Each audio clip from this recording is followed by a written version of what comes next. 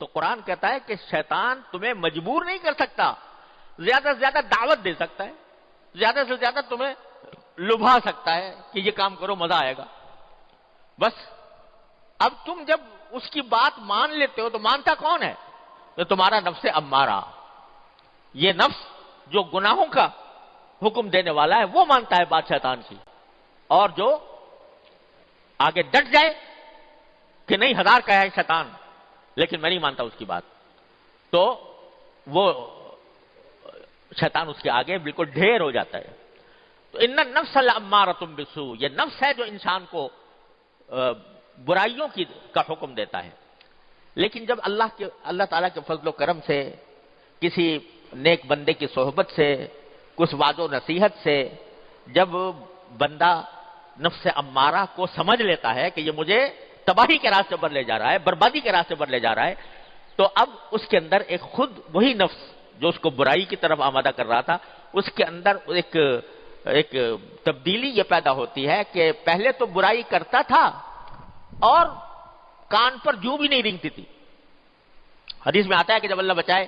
انسان نفس امارہ کا غلام بن جاتا ہے تو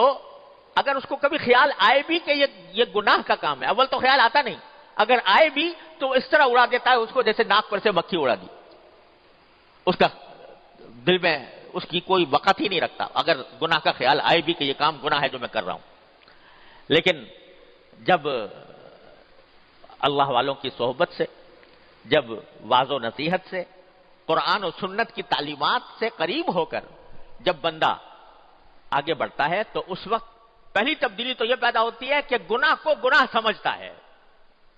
اور اس کی وجہ سے شرمندہ بھی ہوتا ہے اور اپنے آپ کو ملامت بھی کرتا ہے کہ ہائے مجھ سے یہ غلطی ہو گئی، ہائے مجھ سے یہ گناہ ہو گیا، کاش کہ میں یہ نہ کرتا۔ تو یہ مرحلہ ہے کہ جس کو قرآن کریم نے تعبیر کیا ہے نفس لوامہ، لا اقسم بیوم القیامت ولا اقسم بالنفس اللوامہ، یہ نفس لوامہ ہو جاتا۔ لوامہ کے معنی کیا ہے؟ ملامت کرنے والا، وہی نفس جو پہلے کہہ رہا تھا گناہ کرو، وہ گناہ کرنے کے باوجود دل میں ملامت پیدا کرتا ہے کہ ہائے مجھ سے یہ ہو گیا،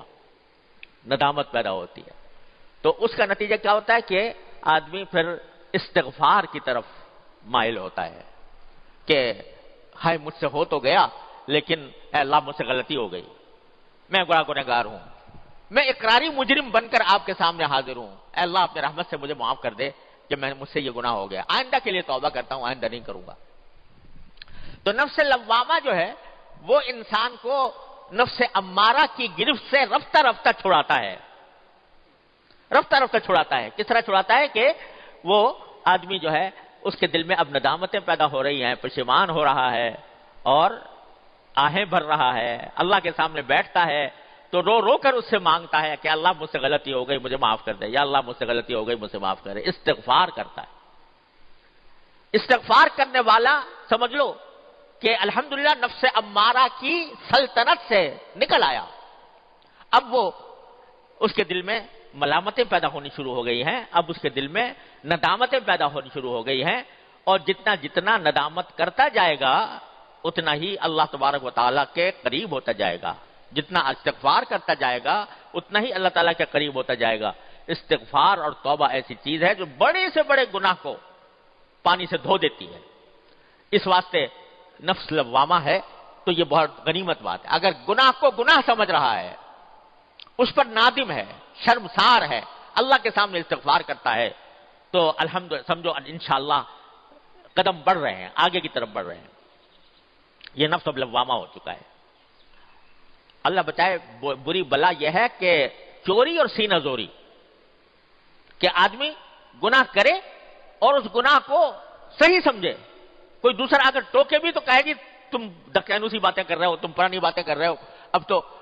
زمانہ بدل گیا، اب کے حالات بدل گئے، اب وہ تم ہمیں 1400 سال پہلے کے زمانے کی طرف لے جانا چاہتے ہو، بحثیں کرتا ہے۔ یہ ہے نفس امارہ۔ لیکن کوئی کہتا ہے بھئی ہاں واقعتاً کوئی کسی نے گناہ کی طرف توجہ دلائی، بھئی واقعتاً ہے تو وہی میں مبتلا ہو گیا اس گناہ کے اندر، لیکن اقرار کرتا ہوں کہ یہ گناہ ہے، ندامت کا اظہار کرتا ہوں کہ یہ گناہ ہے، اللہ سے مانگتا ہوں کہ اللہ مجھے میری مغفرت فرما دے، تو اب یہ نفس لوامہ بن گیا۔ نفس لوامہ جو ہے پہلے تو ملامت پیدا کرتا ہے، گناہ تو ہوا مگر ساتھ ہی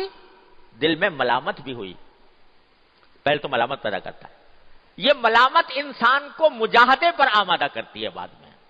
نفس لوامہ صحیح معنی میں وہ ہے کہ جو انسان کو پھر آمادہ کرتی ہے اس بات پر کہ آئندہ نہ کروں، اور وہ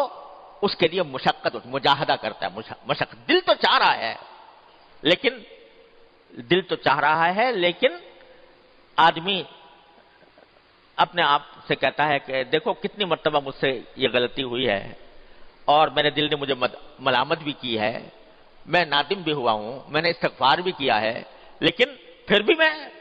جا رہا ہوں، آخر کوئی حد تو ہوگی اس کی، آخر کوئی انتہا تو ہوگی۔ اس وقت وہ آدمی ڈٹتا ہے اور یہ مجاہدہ کرتا ہے کہ نفس میرا کچھ بھی کہے، مجھے کسی لذت پر بھی آمادہ کرے، لیکن میں اب اپنے اللہ کے سامنے جواب دے ہوں، میں مشقت اٹھا کر اس نفس سے امارہ کو شکست دوں گا اور مجاہدہ کر کے محنت کر کے میں آگے بڑھوں گا۔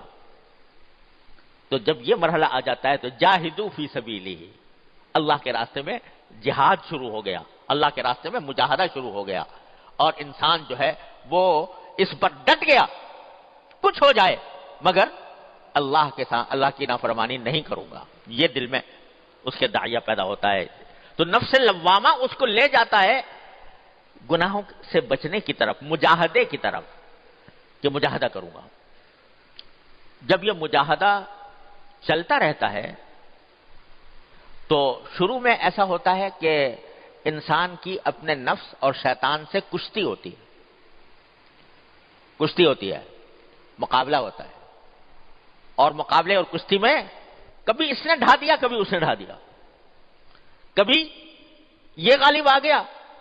اور نفس امارہ کو شکست دے دی، نفس لوامہ بن گیا نا، تو اب کبھی نفس امارہ کو شکست دے دی، الحمدللہ اس پر اللہ کا شکر ادا کرتا ہے۔ کبھی کسی وقت موقع پاتا ہے تو وہ پھر دوبارہ ڈس جاتا ہے، دوبارہ آ کر نفس امارہ حملہ کر دیتا ہے اور یہ چت ہو جاتا ہے، لیکن چت ہونے کے باوجود اس پر سینہ زوری نہیں کرتا، دوبارہ اللہ تبارک و تعالیٰ کی بارگاہ میں حاضر ہوتا ہے، یا اللہ میں نے ارادہ تو کیا تھا، میں نے ایک مرتبہ اس کو شکست بھی دی تھی، میں نے اپنے آپ کو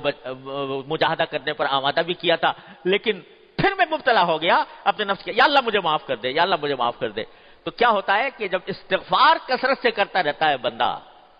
استغفار کثرت سے کرتا رہتا ہے اور مجاہدہ کرتا رہتا ہے اور کوشش کرتا رہتا ہے، تو ایک وقت ایسا آ جاتا ہے، اور ضرور آ جاتا ہے کہ اب یہ نفس سے مطمئنہ بن جاتا ہے۔